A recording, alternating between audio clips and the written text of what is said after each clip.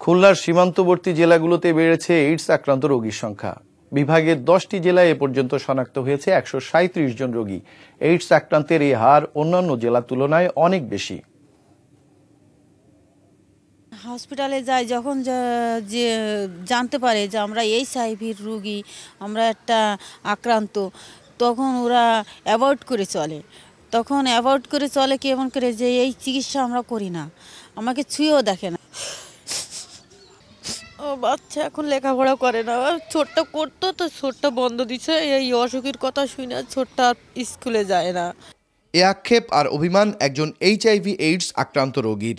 শিশুর জন্ম দিতে গিয়ে নিজের জীবন বাঁচাতে রক্ত নেওয়ার 3 বছর পর তার দেহে এ মরণব্যাধি শনাক্ত করা হয়। বেসরকারি সংগঠনগুলোর তথ্যমতে বিভাগের 10 জেলায় রোগীর সংখ্যা 137 জন। 2013 সালে 33 জন ও 2014 সালে 22 জন নতুন করে আক্রান্ত হয়েছে এ অঞ্চলে। এর মধ্যে খুলনায় 65 জন, সীমান্তবর্তী জেলা যশোরে 28, সাতক্ষীরায় রয়েছে 18 জন। এছাড়াও বাগেরহাটে 9, ঝিনাইদহে 4, মাগুরায় রয়েছে 2 জন। আক্রান্তের সংখ্যা উদ্বেগজনক হলেও সরকারি পর্যায়ে এখানে পর্যাপ্ত স্বাস্থ্যসেবার ব্যবস্থা নেই। চিকিৎসা দেওয়া হচ্ছে এই আইসিডি ঢাকা কেন্দ্রিক, কিন্তু আমাদের ডিস্ট্রিক্ট পর্যায়ে এখন আসেনি।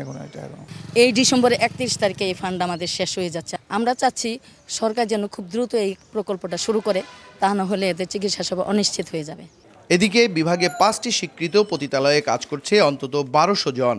এইডস প্রতিরোধে তাদের জন্য নেই সচেতনতামূলক কোনো কর্মসূচি। আমাদের বাংলাদেশে 10টি ব্রথেল আছে যৌনপল্লী, তো তার ভিতর থেকে খুলনা বিভাগেতেই 5টা। সেক্স ওয়ার্কারদের পুনর্বাসন না করে ব্রথেলগুলি তুলে দিলে এরা আবার ফ্লোটিং হয়ে যাবে, রাস্তাঘাটে নেমে যাবে, ঝুঁকির পরিমাণ আরও বেড়ে যাবে। প্রতি বছরই ঘটা করে পালন করা হয় এইডস দিবস, আয়োজন করা হয় সভা সেমিনার, কিন্তু তারপরই যেন ঝিমিয়ে পড়ে সব কার্যক্রম।